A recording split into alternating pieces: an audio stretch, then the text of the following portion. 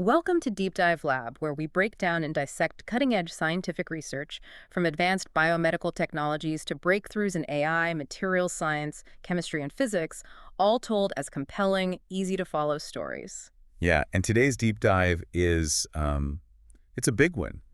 It fundamentally changes how we view It ourselves.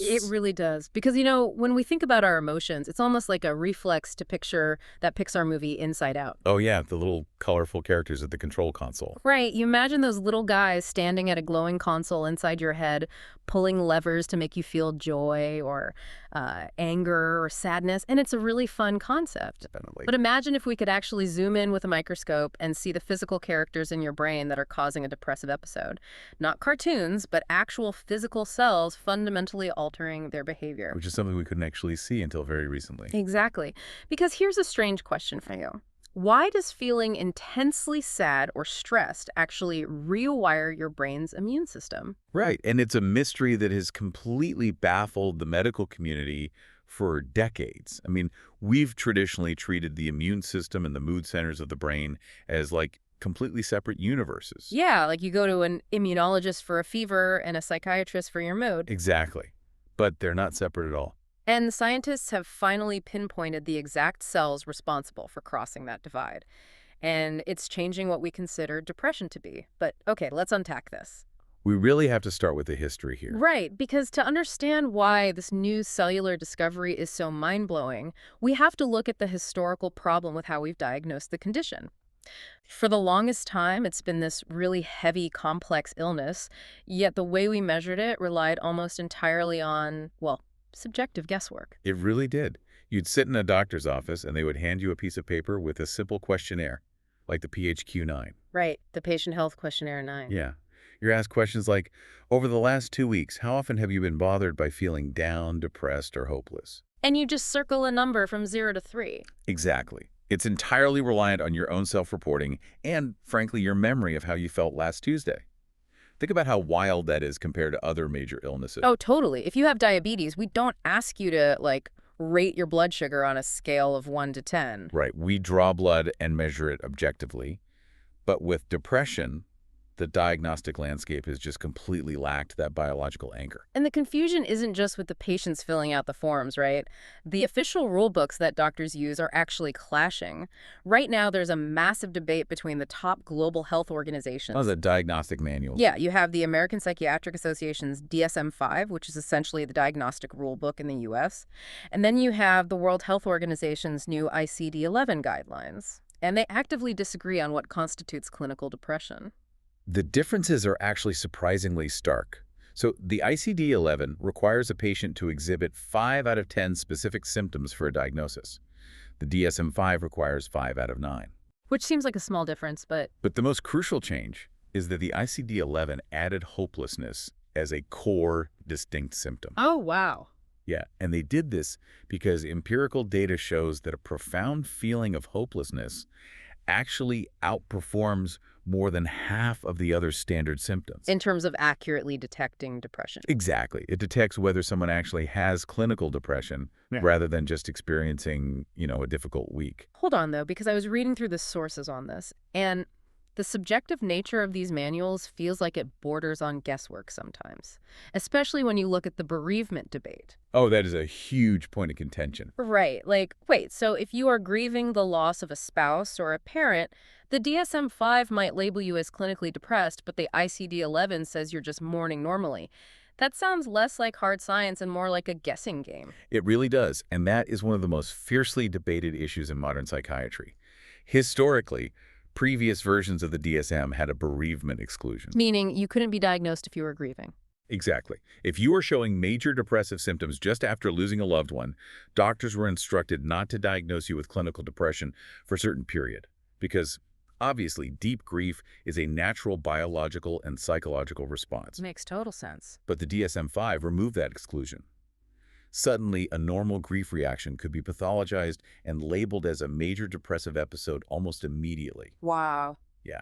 So the ICD-11 pushed back hard on that, maintaining that we shouldn't pathologize normal cultural grieving unless there are severe atypical features, like psychotic symptoms or extreme guilt that has nothing to do with the deceased. It really highlights how much we've been operating in the dark. I mean, without a blood test or a brain scan, we've had to rely on these purely psychological frameworks to explain what is happening to a person. We have. We've leaned heavily on psychological models like Aaron Beck's cognitive triad, which goes way back to the 1960s. Remind me how the triad works again. So Beck proposed a top-down mechanism. Hmm. He said, depression is driven by negative automatic thoughts about three things: the self, the world, and the future. Okay. If your brain is constantly processing everyday information through that negative filter, it triggers depressive symptoms. Your thoughts literally drag your biology down. Which, I mean, makes intuitive sense. If you expect the worst, you feel the worst. But what about the biological side? What about the whole chemical imbalance theory that literally everyone has heard about? Right, the monoamine hypothesis. This is the classic idea that depression is simply a shortage of serotonin or dopamine in the brain. Just a chemical shortage. Exactly. The mechanism was thought to be super straightforward. Your brain isn't producing enough of these feel-good chemicals, so we give you an SSRI, a selective serotonin reuptake inhibitor, to boost the serotonin levels and fix the imbalance. But the sources show that theory was completely falling apart. I mean, if it was just a simple chemical shortage, an SSRI should work like putting gas in an empty car. You fill the tank, the car runs immediately. But that's not what happens in reality. Right. SSRIs often take 6 to 8 weeks to work, and for up to a third of patients, they never work at all. It didn't explain the underlying causality. We were just treating a symptom, not the root cause. Precisely. We didn't understand how or why the brain was getting stuck in this state. Yeah. Which brings us to the cellular breakthrough that finally answers your original question about the immune system. Right. So how did scientists figure this out? How did we move from a guessing game to hard cellular evidence? This is where the story gets really interesting. It's an incredible leap in technology. Because in a study published in the journal Nature Genetics, Dr. Gustavo Turecki, Anjali Chawla, and their colleagues from McGill University and the Douglas Institute discovered exactly which cells are changing during depression. And the mechanism they uncovered completely rewrites those old serotonin theories. The sheer technical achievement of the study is just staggering. They used a method called single-nucleus chromatin accessibility profiling on post-mortem brain tissue. Okay, wait. That is a highly technical concept. Break down exactly how chromatin accessibility works for me. Okay, think of the DNA inside your brain cells like a massive library of instruction manuals. Okay, got it. Not all of those manuals are open at the same time. The DNA is tightly spooled around proteins called histones. If a section of DNA is tightly wound up, the cell can't read those genes. They're closed. So the instructions are there, but the cell can't access them. Exactly. So what the researchers did was look at the physical structure of the DNA in individual brain cells. They weren't looking for genetic mutations. They were mapping which specific parts of the DNA were physically unspooled, open, and actively being read to produce proteins. Oh, wow. And they compared the brains of people who had suffered from major depression to those who hadn't. Yes, and what they found was that severe stress literally changes the physical shape of the DNA inside two very specific types of brain cells. And the first was a class of excitatory neurons, right? The cells that regulate mood and transmit signals. Right, which makes sense. But the second type of cell they found unspooling its DNA was shocking. It was the microglia. Yes, the microglia. And this is huge because microglia are the brain's resident immune cells. The security guards. Exactly. For a very long time, neuroscientists thought of microglia as nothing more than the brain's housekeeping staff. Their job was just to sweep up cellular debris and manage minor inflammation. We had absolutely no idea they were intimately driving psychiatric conditions. Oh, wait, it's like finding out that the body's security guards, the microglia, which manage the brain's immune system and inflammation, are actively participating in a chemical protest. It physically proves that depression is biological, not just an emotional phase. Exactly. So how do these immune sweepers actually cause depression? Like, what is the physical mechanism when their DNA unspools? Well, when a person experiences chronic, severe psychological stress, it triggers a systemic inflammatory response. The microglia detect this inflammation. Because their DNA has unspooled differently in response to this stress, they change their physical shape and enter a highly reactive state. So they go from sweepers to what? Attackers. Instead of just cleaning up dead cells, they start actively attacking and pruning healthy synaptic connections in the prefrontal cortex. The prefrontal cortex, which is the part of the brain responsible for regulating mood and complex thought. Right. They're literally eating the communication wires between your mood-regulating neurons. That is a profound paradigm shift. I mean, it completely removes the blame from the patient. It isn't a lack of willpower or bad attitude. Your brain's immune system has detected stress, panicked, and physically eaten the wires that allow you to feel joy or regulate sadness. It really is incredible. It explains why a simple serotonin pill isn't a magic fix. You aren't just missing a chemical. Your neural hardware has been structurally pruned. It connects the environment to the biology perfectly. The stress from the outside world interacts with your genetics, causing an immune response that physically alters the brain circuitry. Wow. And if these immune cells are physically pruning the wires in the prefrontal cortex, the actual processing speed and output of the brain has to change. It's running slower. And that biological reality leads us perfectly into the second massive twist in the sources. Because we aren't just relying on postmortem brain tissue anymore to see this. We're actually using technology to detect that physical sluggishness in real time. Yes, we are entering an era of objective, real-time psychiatric detection, and it's driven entirely by artificial intelligence. There is a 2025 bibliometric study in JMIR Mental Health by Jiawan Huang and researchers from the Chinese Academy of Sciences and the University of Toronto. They analyzed a decade of data and found that AI is using multimodal data fusion to completely eliminate the guesswork of those old PHQ-9 forms. And multimodal data fusion just means the AI isn't only looking at what you say, it is analyzing multiple physical outputs simultaneously. Right? Because when the microglia prunes those synapses in the prefrontal cortex, the brain experiences cognitive slowing. That slowing cascades down to the motor cortex, which controls your vocal cords and your facial muscles. So the AI is detecting the physical symptoms of that pruned neural network. Explain how it analyzes someone's voice, because that blew my mind. Okay, so when a person is sliding into a depressive episode, the AI detects a distinct reduction in lexical diversity. Meaning they use fewer types of words. Exactly. Because the brain's processing is dampened, the patient struggles to access a wide vocabulary, so they use simpler, more repetitive words. But that's not all.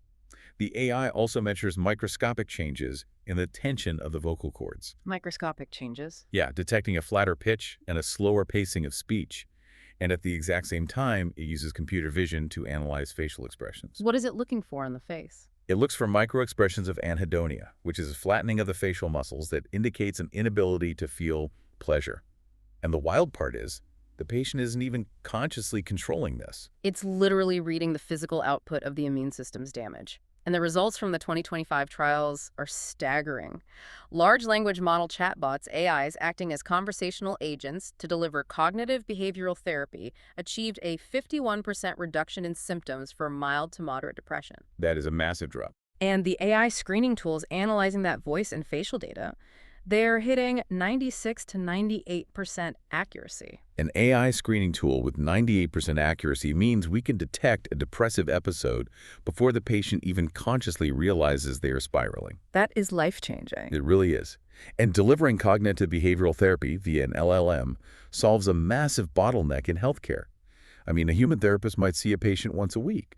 An AI is accessible 24/7. It's always there. Right. It can gently challenge those negative automatic thoughts in real time, providing continuous, personalized support while monitoring the patient's vocal biomarkers for signs of severe distress.